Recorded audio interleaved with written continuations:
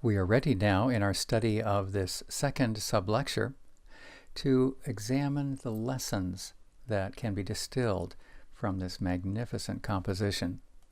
In the first sublecture, the sage indicated that both courtier and king must assume responsibility if their monarchy is to attain magnificence. That spans chapter 25 of Proverbs, verses 1 through 12. The courtier's half of that equation dominates the sage's focus in this second sublecture, which spans 25:13 through 27:22. The principles that are presented here are organized according to the portion of this sublecture in which they appear. So, the first lesson arises from Block 1A, that's chapter 25, verses 13 through the end of chapter 25, in verse 28. It's entitled, Self-Control Concerning the Hazard of Greed in 4 Relationships. Most incumbent on a courtier, or incumbent on any subordinate for that matter, is the exercise of self-control in relationships, absent which the courtier remains at risk of falling prey. That's made clear in 25:28. Someone without self-control is as bad off as a city whose wall has been breached. In particular, the sage points out 4 relationships that one should be mindful of. First, towards superiors. Self-control here takes the shape of unpretentious, patient faithfulness that prevents any greed concerning promotion from overruling the need to be truthful. That spans 25:13 to 15. The second relationship is that towards one's peers. Here, self-control will intercept greed in those scenarios where one is enjoying hospitality. And there, certainly, one should exercise self-control that has the form of moderation. Towards peers, self-control will also intercept greed in those scenarios where there are opportunities for aggrandizement. In those situations, one should exhibit sincerity. Third, towards persons exhibiting animosity, back towards the courtier, self-control takes the form of generous benevolence, the opposite of greed. And fourth, with one's spouse, self-control is manifested through respect, by not treating the spouse as a blast wall for venting accumulated frustrations. The secret to magnificence the sage compresses in verse 27 of chapter 25. Here he indicates the need to exhibit the self-control necessary to resist the sweet temptation greedily to promote one's own self. Instead, one should choose to bestow honor on God and on one's superior. That is the route to achieve magnificence. The next group of lessons arises from Block 1B. This block can be entitled Shrewdness Concerning the Hazard of Generosity in 3 Relationships, and a recap concludes that Block 1B. It spans from chapter 26, verse 1 through 27:4. Here, the sage warns that 3 sorts of people may appeal to the courtier for his support in their cause. In relationship with these 3, one must learn to bestow generosity shrewdly. First is the stupid fellow in 26:1 through 12. One must respond very judiciously to his appeals. That comes in 26 verses 4 and 5. He is not to be trusted. That comes in chapter 26 verses 6 and 10. The reason for him not being trustworthy has to do with the fact that he requires more prodding and corporal correction even than a brute beast. 26:3. Since magnificence is a misfit for the stupid fellow, The courtier must beware of his requests for generous advocacy. And that comes in 26:1 and 8. Still greater hazard surrounds the second fellow, the incurably lazy, in 26:13 through 16. He would rather make excuses than make progress, 26:13. This indolent fellow refuses to get a grip on life, even when his self-serving survival depends on it, 26:15. All the while, he compliments himself on his superior wisdom, 26:16.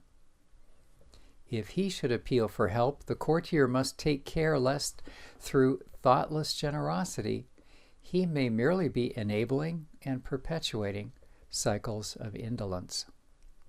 The third character, the seductive litigant, appears in 26 verses 17 through 28. He presents the clearest indications of appealing for advocacy. We can see that in 26:17, 21, and 25. His seeming interest in justice gives the appearance of legitimacy, but the flaw with the seductive litigant rests in his motives. He schemes to advance himself at the expense of others. He preys on those who are authentically selfless, ready to come to another's aid. We see that in 26, verse 17. The next group of lessons arises from section 2. This can be entitled Reproof, Received and Dispensed. It spans chapter 27, verses 5 through 18. In addition to navigating relationships with self-control concerning greed and with shrewdness concerning generosity, one who is intent on magnificence must become an expert in reproof, both receiving it and giving it. Such a one will treasure candid messages of critique and will work to cultivate caring messengers who can be trusted to speak into one's life. We see this in chapter 27, verses 5 through 10. Of particular value are those messengers with a history of reliability, who will dare to counsel concerning the appetites that one may be excessively indulging in. This appears in 27 verses 9 and 10. As important as is receiving reproof, one must not stop at that point, but also mature to the point of dispensing reproof as well. Where wisdom enables us to foresee that a friend is on the verge of serious economic or appetite entrapment, we must waste no time, but boldly intervene to protect that friend. That's in 27 verses 12 and 13. Only take care lest indiscretion of timing or of volume in delivering this reproof may render it ineffective. That's taught in 27:14 and 15. Best is a sustained mutual relationship from friend to friend, or better yet, between mentor and disciple, a relationship marked by care and counsel. Within such an exchange of caring, insightful reproof lies an assured pathway to magnificence. Notice this in 27:18. The last group of lessons stem from section 3. This is the conclusion. It's entitled Greed and Generosity in the Quest for Magnificence. It begins at 27:19 and spans through verse 22. For the Israelite courtier, as for any subordinate today, the routes to magnificence reduce to two. The first route is marked by a growing awareness concerning the motives actually at work within oneself. Notice 27:19. Is one motivated principally by appetites, whose gaze is fixed on the prospect of prestige or personal advancement? If so, we should read the fine print. This pursuit is guaranteed to leave the contestant endlessly dissatisfied. That's 27 verse 20. On the other hand, has one learned instead to depose these motives that trace to self-promotion, seeking instead to advance the glory of someone else, such as the glory of one's rightful superiors, whether divine or human. That's the message of 25:27. Like silver and gold refined in a crucible, such a one has managed to travel the route to magnificence by examining his inner motives. Thereby, he can achieve a truly refined character that is evident by his praise of others. 27:21. There is an alternate route that many travel, supposing it will lead to magnificence.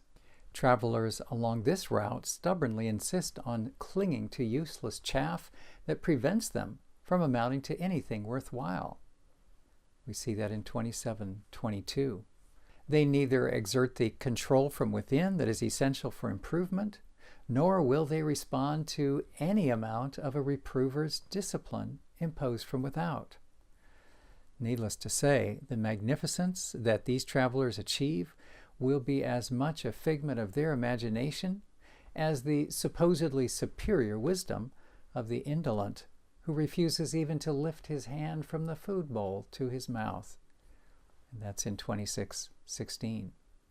This concludes our study of the second sublecture. In the next sublecture, the sage offers a winsome model of management that speaks both to courtiers and to kings.